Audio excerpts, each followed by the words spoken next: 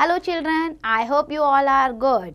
So today we are going to discuss very interesting topic of SST, that is features of democracy. Or in this chapter we are going to understand what are exactly the characteristics of democracy.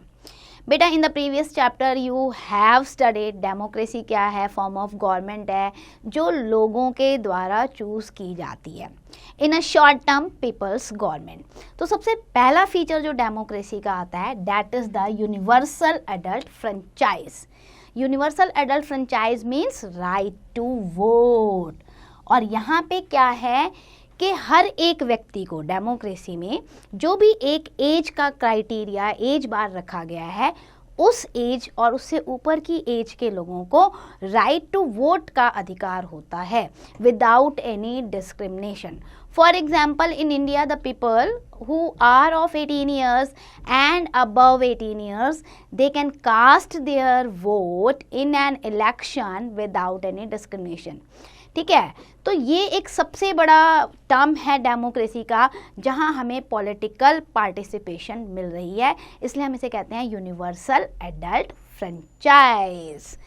Now the concept of universal adult franchise rest on the following principle. सबसे पहला principle क्या है universal adult franchise का? One person one vote, यानी कि हर एक vote की value है. ऐसा नहीं है कि प्रेसिडेंट ने वोट डाला तो उनको हम 5 काउंट करेंगे और मीनाक्षी राय ने वोट डाला तो उनको हम 1 काउंट करेंगे, ऐसा कुछ नहीं है.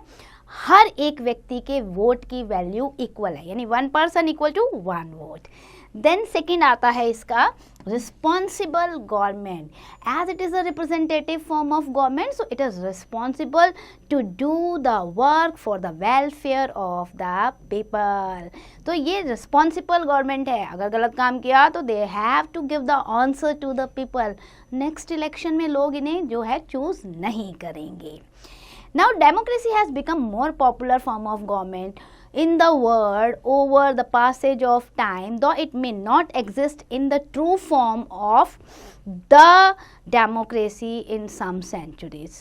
है ना, इतना मतलब बेटर फॉर्म ऑफ गवर्नमेंट, लेकिन आप ये नहीं कह सकते कि democracy best form of government है. कुछ कमियां भी इसमें हैं, डिस्पाइट ऑफ दैट लोग इसी को प्रेफर करते हैं. सेकेंड जो इसमें आता है that is the women suffrage. इसको हम थोड़ा सा डिस्कस करेंगे बेटा यूनिवर्सल एडल्ट फ्रेंचाइज के अंडर ही. विमेन सफरेज क्या होता है? Right to vote for the women. हुआ क्या था कुछ सेंचुरी एगो विमेन को they don't have right to vote. आपने फ्रेंच रेवोल्यूशन भी देखा होगा तो उसमें जो डिक्लेरेशन ऑफ राइट्स आए थे that was only for the main, women के लिए बहुत बाद में बने. सो विमेन प्रोटेस्ट बहुत ज़्यादा स्टार्ट होने लगा.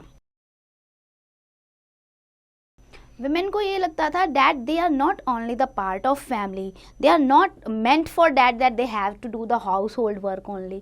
नहीं, they also want to be participate in the politics. तो इसके लिए बेटा बहुत सारे प्रोटेस्ट हुए, रेवोल्यूशन हुए, विमेन सफरेज मूवमेंट चला और finally the women get right to vote.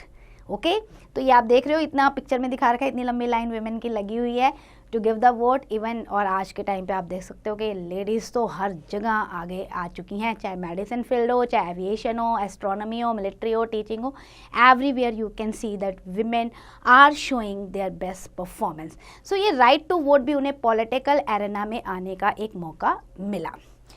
Second feature हम अगर देखें अपना डेमोक्रेसी का that is the election.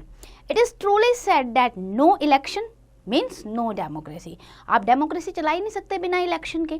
So election का होना बहुत ज़्यादा ज़रूरी है, whether it is the direct election or indirect election. Direct election not possible these days because population बहुत ज़्यादा हो गई है. सो इनडायरेक्ट आप कर सकते हो, रिप्रेजेंटेटिव फॉर्म ऑफ गवर्नमेंट. ठीक है, डायरेक्ट इलेक्शन में क्या होता है बेटा कि the people are directly involve in electing their representative by casting the vote.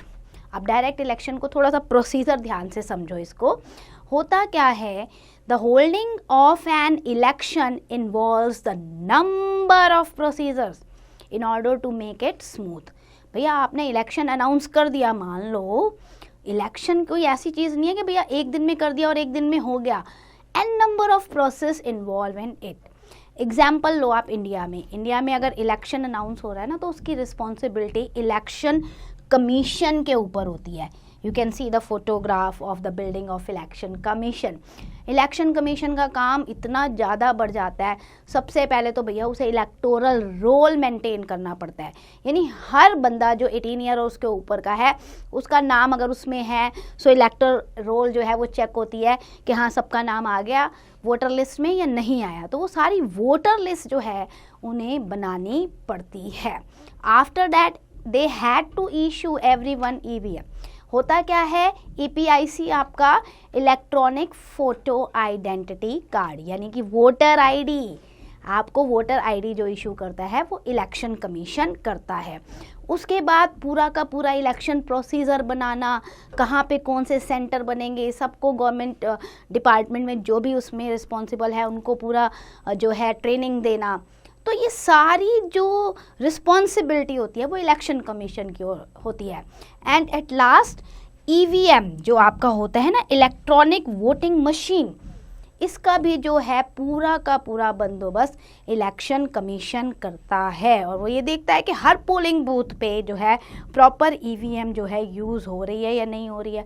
और उसके बाद जब वोट हो जाते हैं तो वोट की counting and announcing the result, that is also the responsibility of election commission। Election commission के बेटा मेरिट्स भी हैं और डीमेरिट्स भी हैं। मेरिट्स ऑफ डायरेक्ट इलेक्शन क्या होता है, in a direct election people elect their representative directly, so the elected representative take care for them. People can evaluate different candidates and vote for one. इतनी सारी list होती है ना EVM में, उसमें से हम चूज़ करते हैं कौन सा कैंडिडेट हमारे लिए अच्छा है और हम अपने हिसाब से वोट देते हैं, यानी कि we participated in the political process. Demerit क्या है डायरेक्ट इलेक्शन का, the candidates know the value of people's vote, so they make the false promises and the tall promises. उन्हें पता होता है जी वोट की बहुत वैल्यू है, तो कर दो वायदे, बहुत सारे वायदे कर दो, पूरा करेंगे या नहीं करेंगे वो बाद में देखी जाएगी, पहले हमें जीतना है। तो ये एक थोड़ा सा इसका जो है डीमेरिट्स है। They also bribe the people to vote for them. ये भी हमने देखा है कई बार डायरेक्ट इलेक्शन में क्या होता है कि जो अलग अलग कॉन्टेस्ट कर रहे हैं लोग, वो लोगों को रिश्वत देना शुरू कर देते हैं, है ना, या वोट को खरीदना शुरू कर देते हैं। Direct election are often termed as mobocracy also. Mobocracy means the system of power of the mob. Mob मतलब भीड़, यानी कि भीड़ को इकट्ठा कर लिया। और भीड़ क्या होती है बेटा, जहाँ पे लोग खुद डिसाइड नहीं करते, उनके ब्रेन को वॉश किया जाता है, लोगों को समझाया जाता है भैया इसी को वोट दे देना, ये कर देना, वो कर देना, आपको ये मिल जाएगा। तो यहाँ पे क्या होता है, लोग जो हैं कई बार बहकावे में आके या ब्राइब के चक्कर में गलत वोट दे देते हैं। तो वोटर टर्नआउट अगर आप देखोगे ना इंडिया का, तो बहुत सोच समझ के नहीं आता। कई बार हमें भी लगता है यार मेरे फैमिली मेम्बर का खड़ा है तो इसको वोट दे दो, चाहे वो बंदा अच्छा हो या ना हो। तो ये एक थोड़ा सा हो जाता है कि इसका ये डीमेरिट्स है कि डायरेक्ट डेमोक्रेसी में ब्राइब सिस्टम या वोट को खरीदने का सिस्टम ज़्यादा चलता है। In India the member of the Lok Sabha, state legislature and local self government all are elected by direct election, क्योंकि हम जाते हैं वोट डालने। अब हम बात करते हैं इनडायरेक्ट इलेक्शन की। Indirect election people do not vote for candidate directly. भाई जो कैंडिडेट खड़ा है ना किसी पोस्ट के लिए, वहाँ पे हम डायरेक्टली जो है वोट नहीं डालने जा रहे। It an electoral college is elected the members of which elect the representative. For example अगर आप देखोगे बेटा, the members of state legislative assemblies and the Lok Sabha from the electoral college for the election of the president. India में president जो है वो हम direct vote नहीं डालते ना बेटा अपने प्रेसिडेंट के लिए, इसे इलेक्टोरल कोलैज कहा जाता है, जिसमें क्या होता है जो हमारे रिप्रेजेंटेटिव हैं, जो लोकसभा में राज्यसभा में हमारे लीडर्स बैठे हुए हैं, वो रिप्रेजेंटेटिव जो है वोट डालते हैं। तो ये क्या हुआ, ये इनडायरेक्ट इलेक्शन हो गया।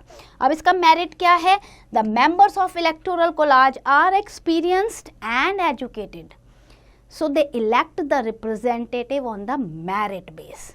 तो हम ये कह सकते हैं कि बहुत अच्छा कैंडिडेट चूज करने की कोशिश इसमें होती है। डीमेरिट्स क्या है इनडायरेक्ट इलेक्शन के, as the candidates are not directly elected by the people, so there is not direct contact between the people and the candidate. तो कई बार ये हो जाता है कि हाँ भाई जब हमने चूज़ नहीं किया तो हमें लगता है कि नहीं सही बंदा चूज़ किया है कि नहीं किया है, सो वो थोड़ा सा डीमेरिट इसका आ जाता है। अब हम चलते हैं थर्ड एस्पेक्ट पे, दैट इज द ओपन और सीक्रेट बैलेट। ये डायरेक्ट इलेक्शन में क्या होता है बेटा, क्योंकि हमें वोट कास्ट करना होता है तो वहाँ पे सीक्रेट बैलेट बने होते हैं, और अगर सीक्रेट बैलेट हैं तो ही वो ट्रू डेमोक्रेसी है। ओपन बैलेट की अगर हम बात करें, so the people of constituency gather at one place, elect a candidate of their choice by raising their hand. For example आप क्लास में बैठे हो, मैडम ने बोला कि ये 3 बच्चे हैं, किसको मॉनिटर बनाना है, तो पहले नाम के लिए इतने लोगों ने हाथ खड़ा कर लिया, तो हुआ क्या कि सबको पता चल गया कि इस नाम के लिए किसने हाथ खड़ा किया है ना। तो बाद में जो नहीं जीतेगा या दूसरा बंदा जीत गया तो वो कहेगा ना आपने मुझे तो वोट डाला नहीं था, मैं आपके लिए क्यों काम करूं, क्यों आपको फेवर करूं। सो ओपन बैलेट ये होता है जहां डायरेक्टली लोग कलेक्ट होकर raise their hand and choose the candidate. Secret ballot क्या होता है, जैसे हम मॉडर्न डेमोक्रेसी में करते हैं। आप देखो वोट डालने जब जाते हैं ना हम, तो ऐसे पूरा बाउंड्री टाइप का बना होता है, बार टाइप का, कि कोई हमें देख ना सके कि हमने किसको वोट डाला है, और हम चुपचाप से अपना वोट डाल आते हैं। तो इसे कहते हैं secret ballot, where no one can know that to whom we had given the vote. पता नहीं चलेगा हमने किसको वोट डाला है। चलो अब चलते हैं हम पॉलिटिकल पार्टीज पे, another aspect. The chief purpose of a political party is to form the government. अगर आप डेमोक्रेसी कह रहे हो तो रन कौन करेगा, कॉन्टेस्ट करेगा जो election. Every individual can not contest the election कि आप भी लड़ लो, आप भी लड़ लो, आप भी लड़ लो। कोई तो एक पॉलिटिकल पार्टी होनी चाहिए ना, फिर उस पॉलिटिकल पार्टी के बिहाफ पर या उसके नेम पर कैंडिडेट जो हैं वो इलेक्शन को कॉन्टेस्ट करते हैं।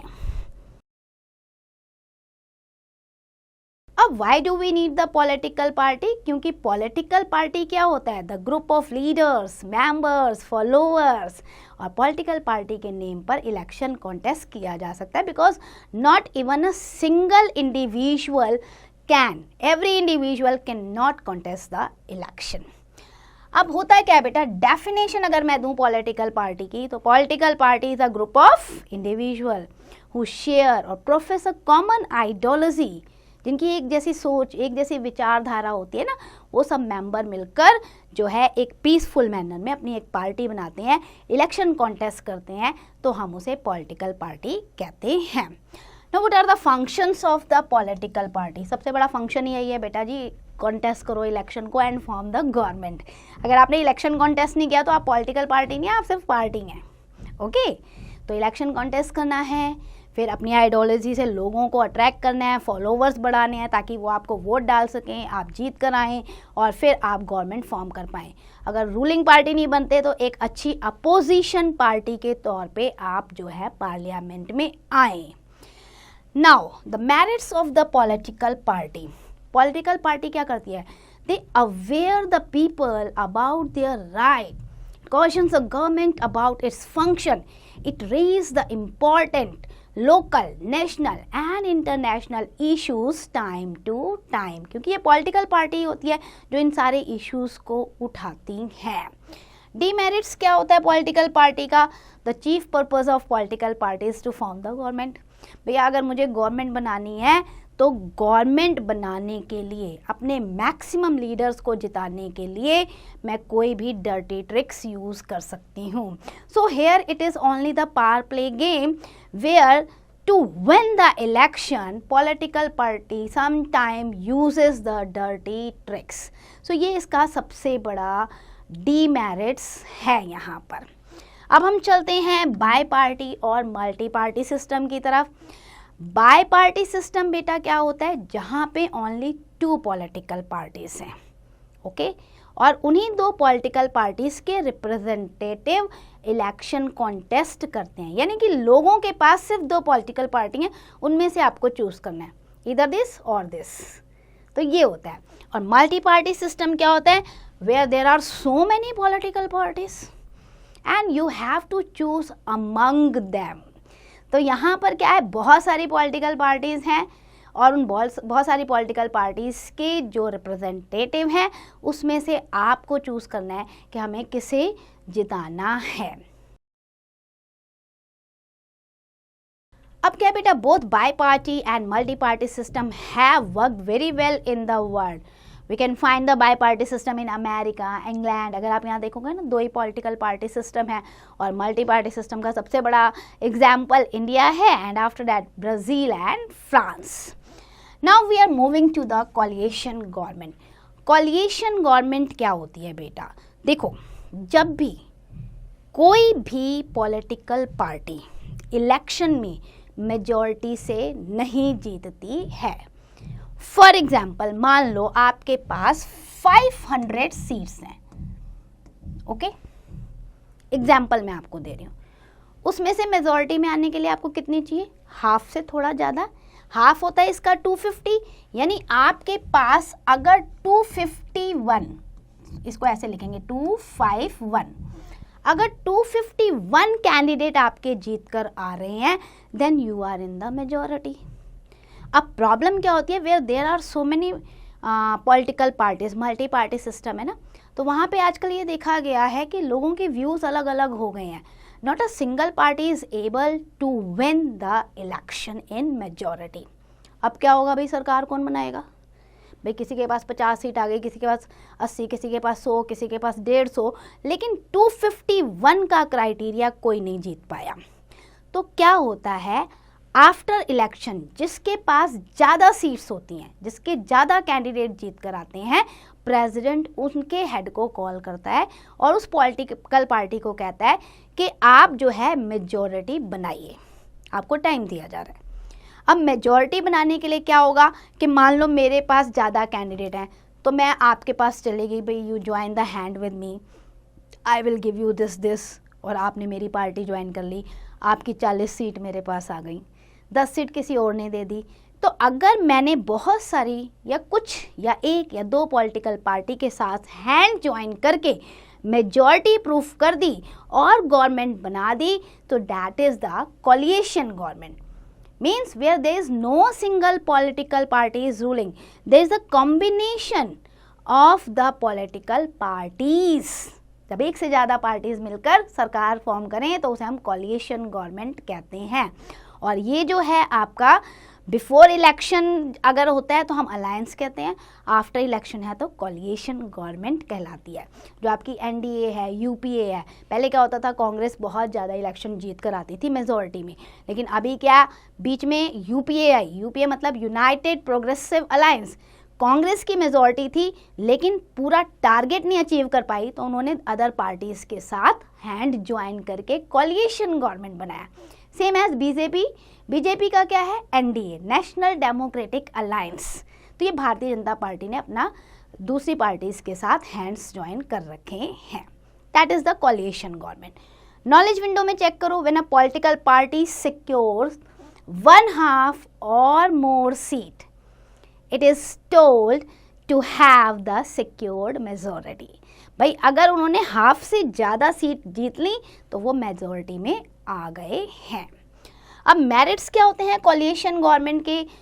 Since the political party having the different ideology, है ना, और क्या होता है इसमें, अलग अलग विचारधारा की पॉलिटिकल पार्टीज जो हैं हैंड्स ज्वाइन करके गवर्नमेंट को रन कर रही हैं. सो वो कॉमन मिनिमम प्रोग्राम बनाते हैं जिसमें वो हर तरीके के लोगों के लिए काम कर सके. This is a government by consensus that the government has to realise the aspiration of the all the political party. क्योंकि अगर एक पार्टी है तो वो तो अपनी आइडियोलॉजी चलाएगी. अब 4-5 पार्टी के साथ ज्वाइन करके गवर्नमेंट बना रहे हो तो सबकी आइडियोलॉजी को ध्यान में रखकर देश के लिए काम होता है. डीमेरिट्स क्या है इसका कि ये पॉलिटिकल स्टेबिलिटी को ख़त्म करती है. कभी भी जिन पार्टीज़ के साथ इन्होंने हैंड्स ज्वाइन करके मेजॉरिटी प्रूफ की है, एनी टाइम बेटा वो ये कह सकते हैं भाई हमें आपकी पॉलिसी नहीं पसंद आ रही, we are withdrawing our support, हम अपने नेता वापस ले जा रहे हैं, आपसे अलग हो जा रहे हैं. तो जैसे ही अलग होंगे सरकार गिर जाएगी, यानी कि री इलेक्शन कराना पड़ेगा उस एरिया में उधर दोबारा से. तो इसका तो बहुत एक्सपेंसिव हो जाएगा। सो पॉलिटिकल स्टेबिलिटी नहीं है। जैसे महाराष्ट्र में आप देखो, अभी रिसेंटली जो है शिवसेना की सरकार गिरी थी, दोबारा से जो है दूसरे मिनिस्टर्स के साथ उन्होंने सपोर्ट करके ज्वाइन किया। सो कहने का मतलब यह है, कोलिशन गवर्नमेंट में क्योंकि डिफरेंट पॉलिटिकल पार्टीज़ की आइडियोलॉजी होती है, तो sometime they were not happy and they withdraw their support, और पॉलिटिकल इंस्टेबिलिटी होती है, सरकार गिर जाती है। Now end for the chapter, let's do the quick revision. The will of people is considered by supreme in a democracy. Universal adult franchise है, right to vote सबको मिला हुआ है। Women suffrage, women also get the right to vote. Then election directly और indirectly दोनों तरीके से हो सकते हैं। पॉलिटिकल पार्टी क्या है? Group of people who form the और use the common ideology with their followers, with their leaders and active members. Existence of political party democracy में बहुत ज़्यादा ज़रूरी है। There can be two major parties and there can be the multi-party system also. Coalition government क्या होती है? When no single party secure the majority, then two or more than two parties come together to form the government. So that's end for the chapter. I hope you understand. Please do the exercise carefully.